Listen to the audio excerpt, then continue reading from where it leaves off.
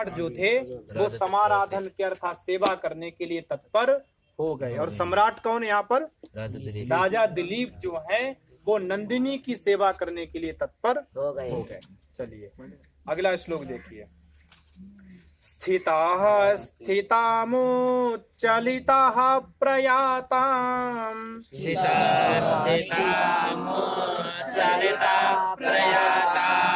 निषेदुषीमासनबन्धधीरः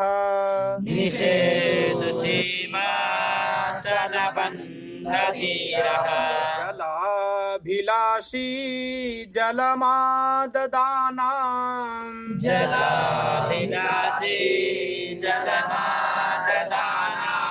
छायेव तां भूपतिरन्वगच्छत्।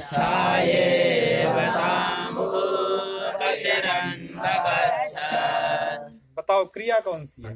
अन्वगच्छत्। अनु अगच्छत्। अनु मतलब पीछे पीछे पीछे, और अगच्छत मतलब गए, चला। ठीक है, तो पीछे पीछे चले। अच्छा पीछे पीछे कौन चला? भूपति। कर्ता कौन सा है? बोले भूपति ही अन्वगच्छत। राजा पीछे पीछे चला। और किसके पीछे पीछे चला? ताम। ठीक है, ताम मतलब उस नंदिनी। उस नंदिनी के पीछे पीछे कौन चला? भूपति चला, राजा चला। ठीक है, अब देखो उन्होंने एक उपमा दी कालिदास। कालिदास की विशेषता, हर चीज में उपमा रखे, कभी चिपका के रखते उपमा को। ठीक है, उन्होंने उपमा दी, बोले छाएब। बोले कैसा चला राजा दिलीप नंदिनी के पीछे पीछे? बोले छाया एव, जैसे हमारी छाया चलती है, परछाई चलती है। हम चलते तो परछाई चलती है, और रुक जाए तो, और बैठ जाए तो, और खड़े हो जाए तो, और पानी पिए तो, खाएं तो। बोले ऐसे ही बिल्कुल कोई अंतर नहीं था। कोई अंतर, अभी बताएंगे ना क्या हुआ था। कोई अंतर नहीं था। ये समझिए कि जैसे शरीर से जुड़ी हुई परछाई चलती है, आप जो काम करोगे परछाई वो काम करेगी। बोले ऐसे ही राजा दिलीप भी पीछे पीछे जिस तरह जी अभी कर रही है। ठीक है, क्या बढ़िया उपमा दी है, अच्छी उपमा दी ना। अब देखो हुआ क्या। अब आ जाइए शुरू से। बोले स्थिताम, बोले ताम स्थिताम स्थितः। ताम मतलब उसको, और स्थिता मतलब स्थिति को या बैठने वाली को। स्थिता मतलब बैठ जाते। अर्थात जब नंदिनी बैठती थी तो क्या करते थे राजा दिलीप? बैठ जाते थे। ऐसा नहीं कि बैठे चल चल उठ उठ उठ, ऐसा कुछ नहीं, सेवा भाव था।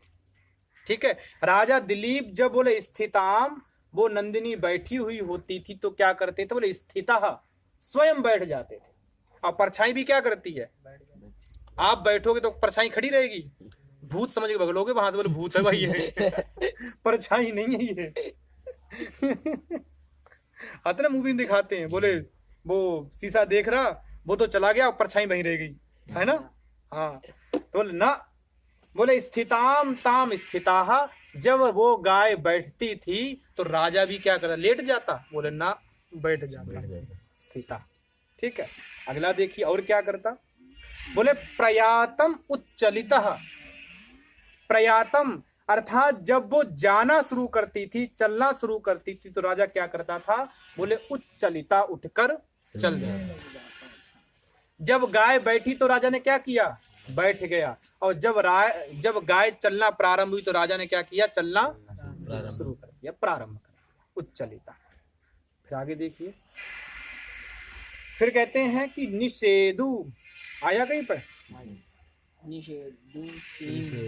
हाँ, निषेधुषीम अर्थात निषेधुषीम पहले वाले की स्थिति का अर्थ है ठहरना। ठीक है, और निषेधुषीम का अर्थ होता बैठना। अर्थात जब पहले वाले में अर्थ ये था कि जब गाय ठहरती थी तो राजा दिलीप भी ठहर जाते थे, और जब गाय चलती थी तो राजा दिलीप भी और चलते थे। और परंतु जब गाय बैठती थी, ठीक है, अर्थात निषेधुषीम जब गाय बैठती थी तो राजा दिलीप भी क्या हो जाते थे? बोले आसन बंध धीरा। ठीक है। बोले आसनस्य बंधा, आसन बंधा, आसन का बंध, और तस्मिन धीरा, उसमें वीर।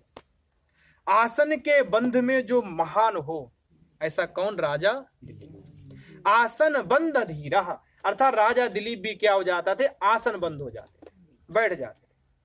ठीक है। तो कहते अच्छा, आगे देखो क्या कहा। बोले जलाभिलाषी, उससे पहले देखो जलम आददानाम। अब जब गाय जलम, जल को, आददानाम अर्थात लेती देती, वो ग्रहण करती थी, पीती थी, बोले तब जलाभिलाषी, वो राजा भी क्या करता था? जल की अभिलाषा करता था। अगर गाय ने जल नहीं पिया तो राजा भी जल नहीं पीता। गाय ने भोजन नहीं किया तो राजा भी भोजन नहीं करता। इसलिए कहा बोले जलाभिलाषी, राजा जलाभिलाषी तभी होता था, बोले जलम आददानाम, जब वो गाय नंदिनी थी, वो जल पीती थी या ग्रहण करती थी, तभी राजा क्या करता था? जलाभिलाषी होता था, जल ग्रहण करता था। बोले छाएव ताम, छाया के समान, ताम अर्थात उसको, भूपति राजा, अन्वगच्छत पीछे पीछे चल। अर्थात राजा दिलीप उस नंदिनी के क्या होता था? ठहरने पर ठहर जाता था, चलने पर क्या करता था? चलता था, बैठने पर बड़ी धीरता पूर्वक, बड़े गंभीर रूप से आसन लगा के बैठ जाता था, और उसके पानी पीने पर ही क्या करता था? पानी पीता था। तो कालिदास कहते हैं ऐसा लगता था जैसे गाय की छाया घूम रही हो साथ में। उपमा दे दी कालिदास। बोले ऐसा लगा कि जैसे गाय मतलब सेवक नहीं है, गाय की सेवा करने वाला कोई राजा नहीं है, ये क्या है? कोई छाया हो गाय की, ऐसा लगता था। जो पदार्थ काम करता है, छाया भी उसी प्रकार से काम करती है। तो इसलिए कालिदास ने क्या कर दिया? राजा को छाया की उपमा दे डाली। आगे पूरे सारे शब्द आ गए, कोई बचा तो नहीं ना? आ गया समझ में श्लोक? चलिए पढ़ो। स्थिता स्थितामुच्चलितः प्रयाता निषेधु सीमासनबन्धधीरः जलाभिलाषी जलमाददानां छायेव तां भूपतिरन्वगच्छत्। अगला देखो। सन्यस्तचिन्नामपि राजलक्ष्मीं,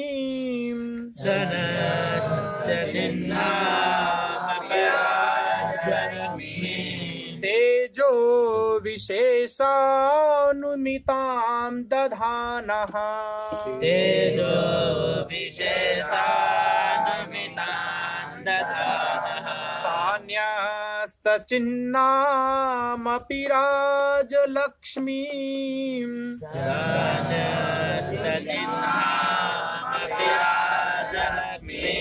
तेजो विशेषानुमितां दधानः, तेजो विशेषानुमितां दधानः। आसीदनाविष्कृतदानराजी,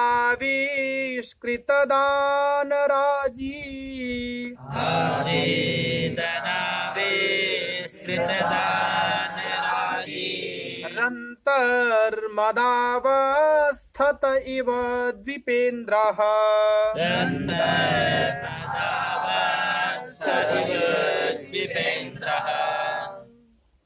कालिदास ने फिर एक उपमा दे दी। इव आ गया ना? इव मतलब फिर एक उनके सामने उपमा रख दी। अब देखो इसमें क्रिया पर ढूंढो। आसीत, आसीत, और आसीत का मतलब था। ठीक है। कहते हैं आसीत अर्थात था। कौन था? तो देखो कुछ आया राजा के लिए। सह, सह आया ना? सह मतलब वह, और वह कौन? अनुज भाई साहब ना, वह राजा। बोले राजा सह आसीत, वह राजा था। और क्या था? तो एक पद और आया प्रथमा का, दधाना आया है। बोले सह दधाना आसीत, वह धारण करता हुआ था। अब धारण क्या हुआ उसने किया राजा ने, तो देखो अब आप यहाँ पर कर्म ढूंढिए, कर्म क्या है।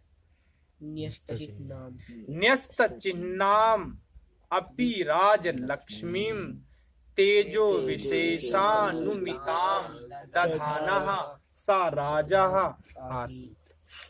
बोले राजा कैसा था। अब एक बात बताओ, जब वो जंगल जाएगा तो क्या सारे आभूषण लाद के जाएगा? ऐसा मुकुट भी लाद लेके जाएगा और गले में हार भी पहनेगा, बढ़िया खड़ाऊ पहनेगा और फिर गाय हाकेगा, चल चल चल, ऐसे चलेगा? कभी तुम पैंट शर्ट पहन गए दूसरा सेवा करने? नहीं गए ना।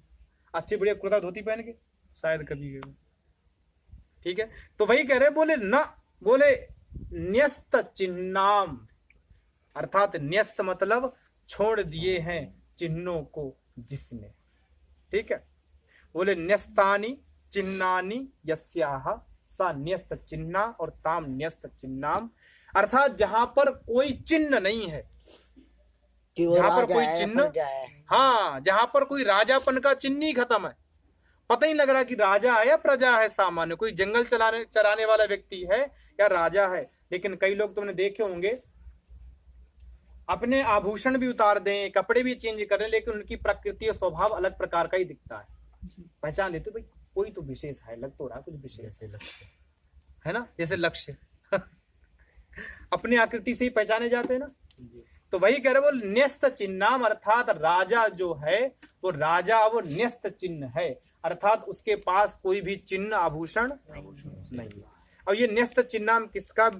राजलक्ष्मी का विशेषण है। ठीक है, बीच में ना राजलक्ष्मी, राजलक्ष्मी का अर्थ होता है अर्थात राजा की जो लक्ष्मी है उसका जो आधार है जिससे वो राजा लगता है वो राजलक्ष्मी। और राजलक्ष्मी का विशेषण क्या है? न्यस्त चिन्नाम।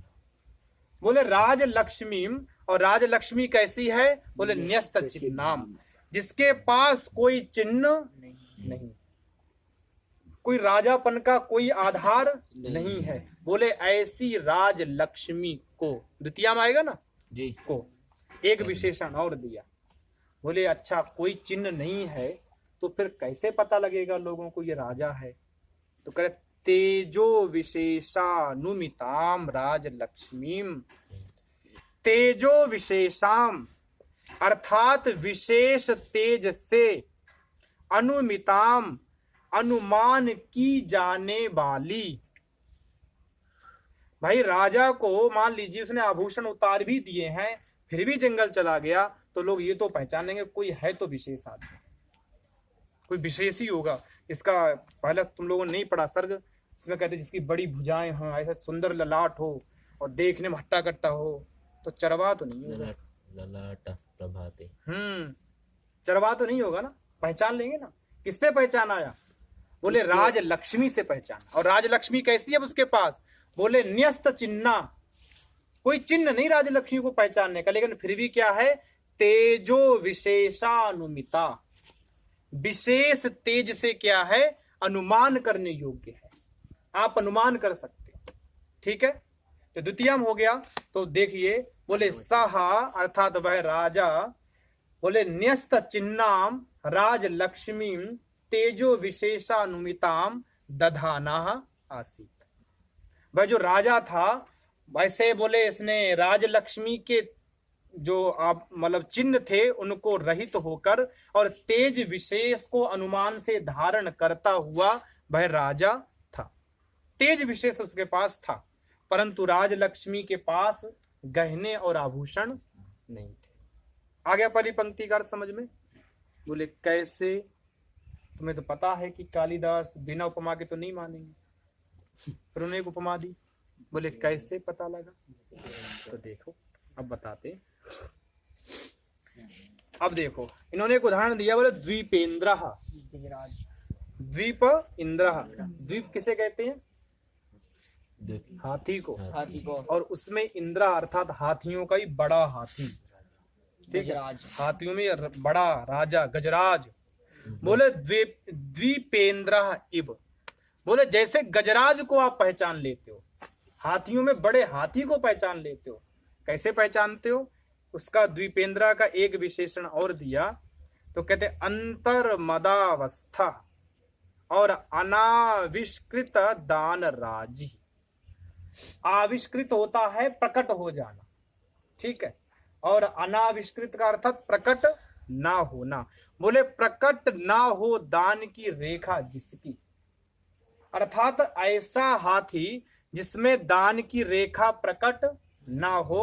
और बोले अंतर मदावस्था, अर्थात जिसकी मद की अवस्था छिपी हुई रहे। मद अवस्था जानते हो, एक बार बताया था, मद टपकता है हाथी से। हाँ, मद टपकता है, ऐसे यहाँ कान के पास से गर्दन के उसके टपकता रहता है, बूंद बूंद सी गिरती, गीला गीला रहता है, ठीक है। तो बोले मदावस्था, अंतर मदावस्था, बोले हाथ काफी समय तक रहता है। बोले हाथी की जो मदावस्था है वो क्या होती है, छिपी रहती है। बाहर पानी तो दिखता है, लेकिन कहां से आ रहा है ये दिखता क्या, छिपा हुआ रहता ना। लेकिन आप क्या पहचान जाते हो, ये हाथी कैसा है, अभी जवान है, ये हाथी अभी क्या है, कारगर है। और वो मद कौन से हाथी की निकलता है, केवल जवान हाथियों की निकलता है। जो हाथी बूढ़े हो जाते उनको मद नहीं आता है, ठीक है। बोले मदावस्था, और मदावस्था कैसी है, कहते अनाविष्कृत दान राजी, अर्थात जिसके वो दान की जो रेखाएं हैं वो प्रकट नहीं है। बोले ऐसे छिपी हुई मदावस्था वाले हाथी को जिस प्रकार से लोग पहचान जाते हैं, इसी प्रकार से राजा दिलीप हैं, जिन्होंने कोई चिन्ह तो धारण नहीं किया है, लेकिन तेज विशेष उनका इतना ज्यादा है, उस तेज विशेष के आधार पर क्या होता है, लोग उनको पहचान लेते हैं।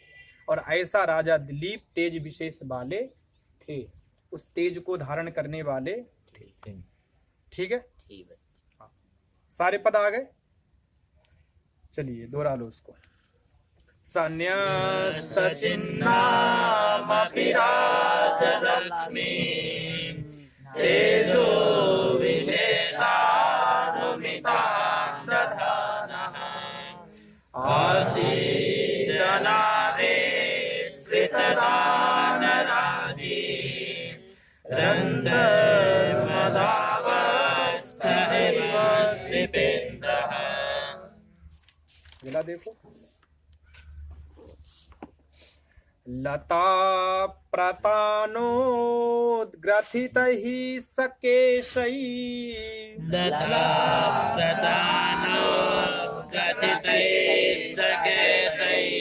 रदीज्य धन्वा विवचार दावम्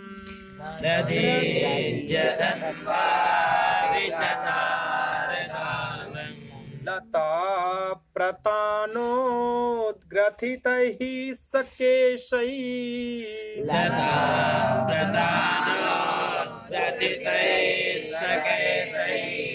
रदीज्य धन्वा विचचार दावम्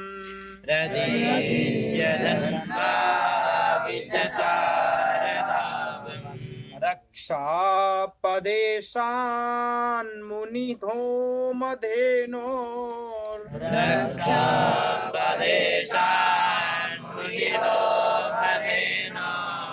वन्यान् विनेष्यन् निबदुष्टसत्त्वान्।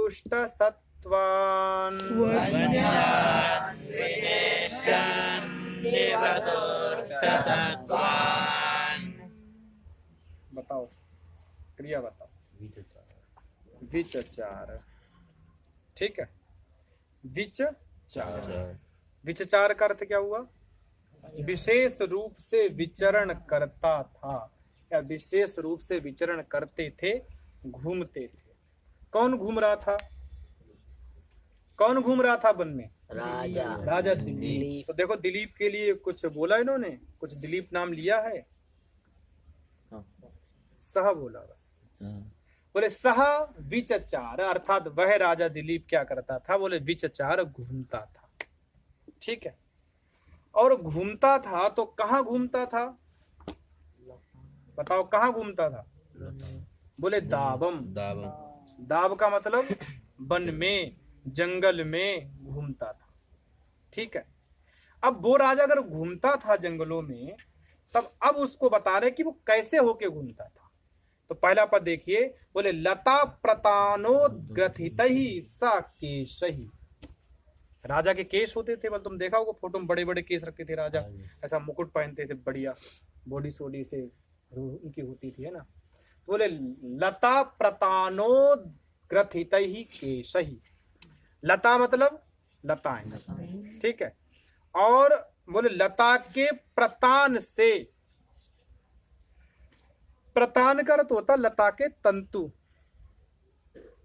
ठीक है, जो तंतु नहीं होते लताओं में, धागे धागे से निकलते हैं ना जी। वो रेसे टाइप के। बोले लता प्रतान अर्थात लता के प्रतान तंतुओं से उद्ग्रथित अर्थात ग्रथित कर दिए हैं, बांध दिए गए हैं, ठीक है। कौन? बोले केशही, बाल, ठीक है। बोले लताओं के जो टेढ़े मेढ़े हैं, टेढ़े मेढ़े तंतु हैं, उनसे क्या है, उनके बाल क्या है, बंधे हुए हैं ऐसे, या इनके द्वारा उनके बाल हैं, किससे बने हैं, लताओं के रेशों से, ठीक है। और क्या हुआ, सामान्य प्रजाओं के नहीं बांधते थे। नहीं। और देखो बोले अधिज्या धनवा, अगला विशेष, अगला क्या दिया, बोले अधिज्या धनवा अर्थात अधिज्या धनवा का अर्थ होता है जिसकी जो ज्या अर्थात जो डोरी है धनुष की, वो क्या है, चढ़ी हुई है, बंधी हुई है। धनुष ले रखा है और धनुष में डोरी जो वो कैसी है, बंधी हुई, ठीक है। और क्या है, आगे देखिए, बोले वो मुनि होम धेनो, मुनि अर्थात मुनि कौन है, वशिष्ठ। तो महर्षि वशिष्ठ उन मुनि की होम अर्थात होम धेनु, उनकी जो यज्ञ की गाय है, क्या नाम उसका, नंदिनी, ठीक है। बोले उसकी उनकी जो यज्ञ की गाय है उसको क्या किया, बोले रक्षापदेशात, अपदेश का अर्थ होता बहाना मारना, ठीक है, बहाना लगा दिया। बोले रक्षापदेशात, रक्षा करने के बहाने से, भाई वो किस लिए वो गाय के साथ आए कि उन्हें गाय की सेवा करनी है और गाय को चरा के लेके आना है। चराने कहाँ जाएंगे, जंगल में। बोले जंगल में चराना तो केवल राजा का बहाना है, ठीक है। बोले मुनि की जो यज्ञ धेनु नंदिनी है उसके रक्षापदेशात अर्थात रक्षा करने के बहाने से क्या हुआ है, तो देखो आगे क्या कहा उन्होंने। बोले वन्यान दुष्ट सत्वान विनेशियन इव दावम विचचार, वन्यान अर्थात वन में होने वाले या वन में रहने वाले जो जंगली प्राणी, और वो कैसे हैं, बोले दुष्ट सत्वान, कैसी प्रकृति के हैं, दुष्ट प्रकृति के हैं, भयंकर खूंखार हैं, आदमी को मार के खा जाते हैं। बोले ऐसे दुष्ट सत्वान अर्थात ऐसे भयंकर प्रकृति वाले जीवों को विनेशियन अर्थात विनेशियन का अर्थ होता है शिक्षा देते हुए, ठीक है, या बताते हुए या उनको जनाते हुए कि आज से अगर किसी ने जंगल में दुष्टता दी तो उसे मेरे बाणों का सामना करना पड़ेगा, गोली मारूंगा उसके, है ना। बोले गाय की रक्षा करना, गाय को चराना तो ऐसा लगे जैसे कोई बहाना हो, वो तो वन्य में अर्थात जंगली जो खूंखार प्राणी है उनको क्या करने आए हैं, शिक्षा देने आए हैं, मारने नहीं आए हैं। विनेशन अर्थात शिक्षा देते हुए, बोले दावम विचचार जंगल में भ्रमण कर रहा था, ठीक है, जंगल में क्या कर रहे थे, भ्रमण कर रहे थे। तो सीधी बात यह है कि दिलीप जो गाय लेके आए हैं, बढ़िया बाल बाल खुल गए, उन्होंने अपना वो लताओं के वो निकाले रेसे बाल बांध के और धनुष चढ़ा रखा है। ऐसा लग रहा है उनको देखने पर कि जैसे ये राजा जो हैं वो रक्षा, गाय की रक्षा करना तो केवल बहाना है, गाय की रक्षा करने के बहाने से क्या करने आए हैं, बोले इस जंगली यहाँ पर जो जानवर हैं जो बड़े खूंखार हैं उनको क्या कर रहे हैं, शिक्षा देते हुए, बोले विचचार यहाँ पर भ्रमण कर रहे हैं, ठीक है। चलिए हाँ पढ़ो इसको। लता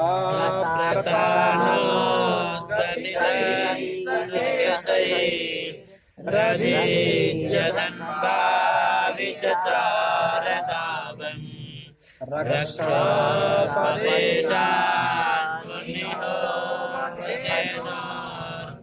वन्यान् विनेश्यन् निवदोष्टसत्त्वान्